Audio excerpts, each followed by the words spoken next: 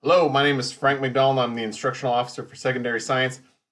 And today in this webinar, we are going to be going over Lead Forward Strategies playlist, Brain in the Game,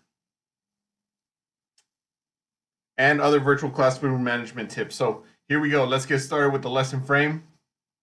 In this lesson, we will see Brain in the Game from Lead Forward Strategies playlist adapted for virtual learning, as well as see several other ideas for classroom management.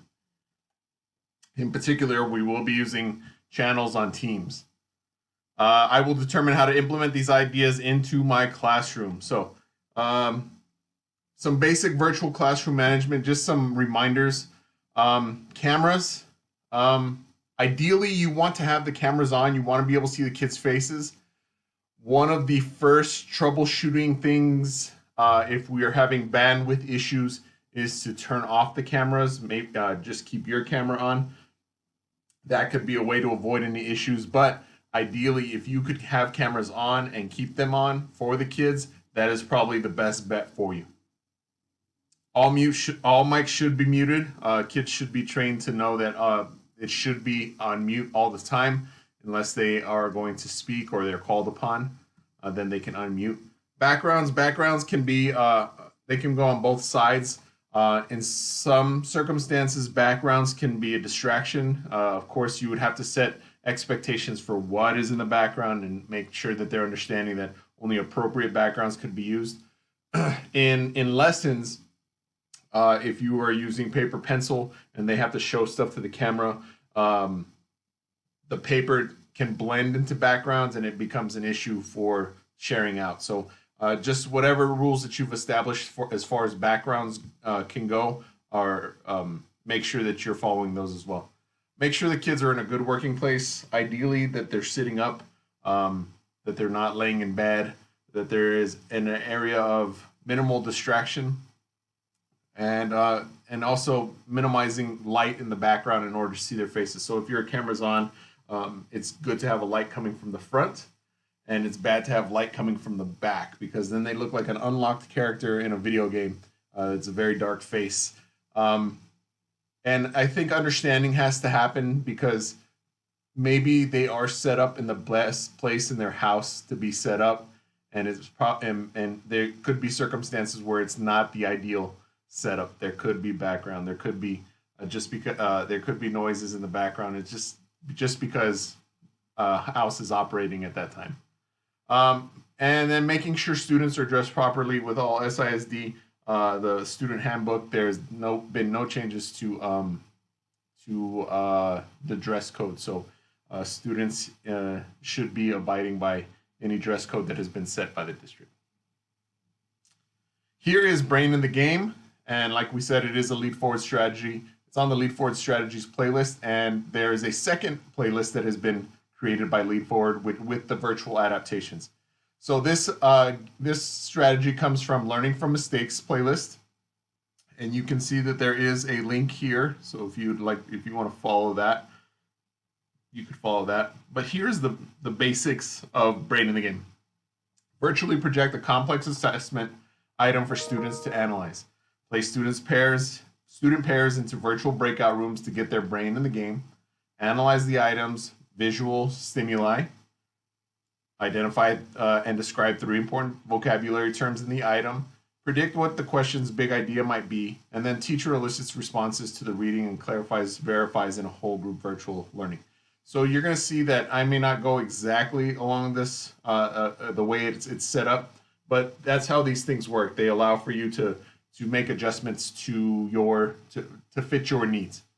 The materials that the kids will need for this particular assignment, nothing. So just aside from internet access, of course, their laptop. But at this point, everything will be set up and they will work online collaboratively. Making sure that the materials are sent out could also speed up your class, just because that way no kids are digging through the junk drawer at home to find whatever materials you've asked them to bring along. The TEK that we're going to cover is a process standard, and that process standard falls under the tools to know. and it is 8.4a. Use appropriate tools, including lab journals, notebooks. This is typically a TEK that occurs at the beginning of the year.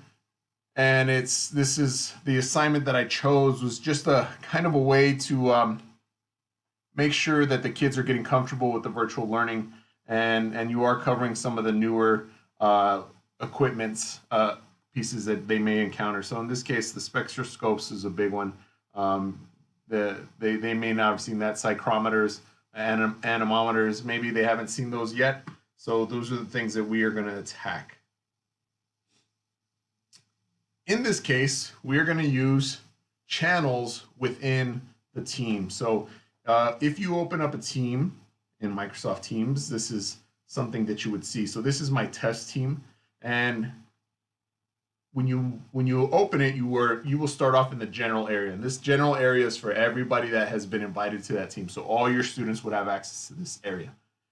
In this case, there are 3 or 4 channels that are here: Lightning, My Office, Rain, and Thunder. And we can see by the lock that these are private channels. So that means only the students that I want to go into these channels are placed into those channels.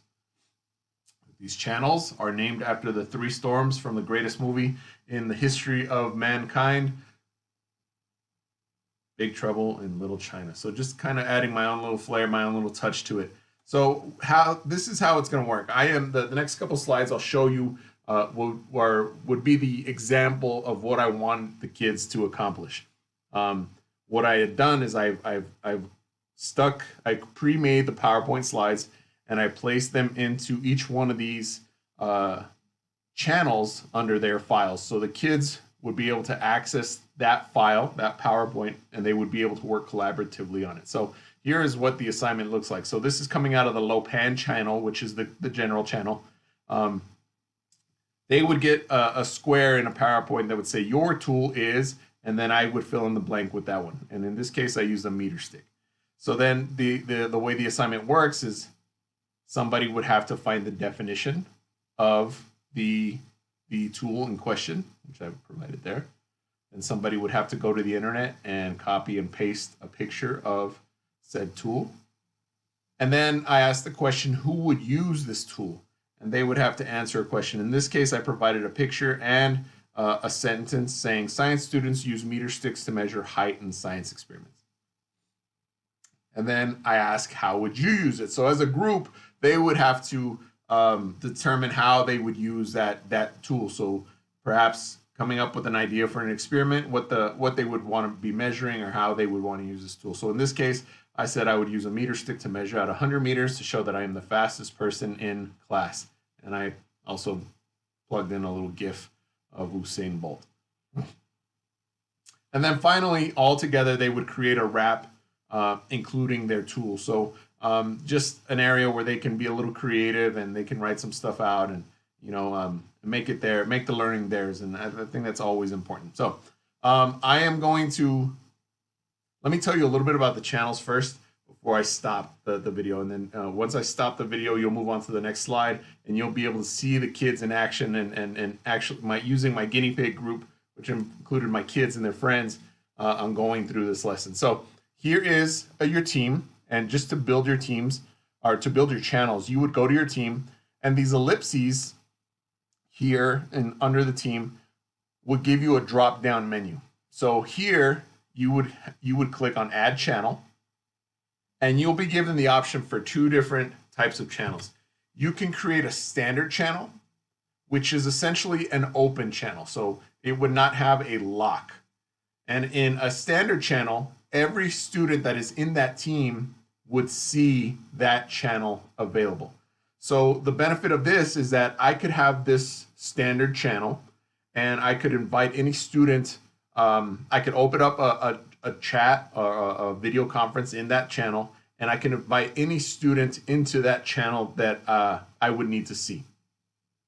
The other option is to create a private channel. So in the private channel, again, we'd see the locks because it is locked, but only the students that were invited into that private channel would see that channel under their team.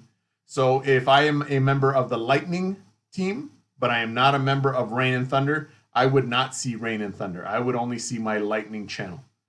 So now I would specifically assign students to go into that channel. And it becomes more of a set grouping because it's not as flexible to change the grouping. You would have to add members to the channel, remove members from the channel. Whereas with the standard, you could just invite whoever you want to go into it. Benefits of both, there are benefits and downfalls to both. Just kind of in the idea that in a standard channel, if I start a meeting, anybody that's a member of the team will see that I started a meeting in that channel. So they could pop in if they wanted to, which could be an issue. And just, just reminding the students to go back to where they're supposed to be. The other groups could be more specific. You could do small group stuff. You could do intervention stuff. You could do any type of a thing like that. So if you have the kids working independently, it is very easy to go into a private channel, start a teleconference, start a meeting, and to invite those kids in. And those kids could slip away very easily, very subtly out of the team meeting into the channel meeting, and you can work with them there one-on-one. And you'll kind of see some examples as we move forward. So I'm going to stop this portion, and we will move on to the video.